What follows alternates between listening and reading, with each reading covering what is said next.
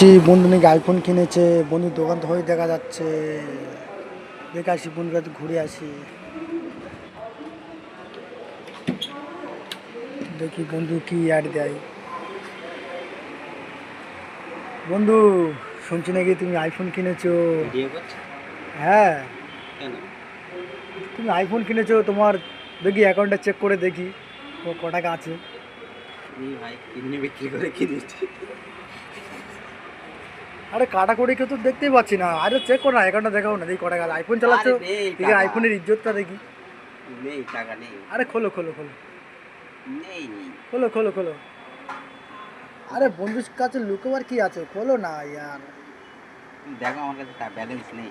খোলো খোলো দেখি, খোলো দেখি।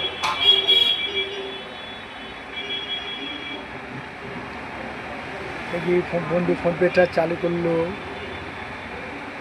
ব্যালেন্স নেই আর আরে অন করো না দেখি। আমি তো আর এতগুলো আমি ব্যাংক কি দেখাবো? আমি তো আর কেড়ে তো নেবো না। তোমারই টাকা তোমারই থাকবে, নাও না। আচ্ছা দেখো, ফোনে শুধু ইজ্জতটা দেখবো, শুধু আর কিছু না। Unable to fix technical issue.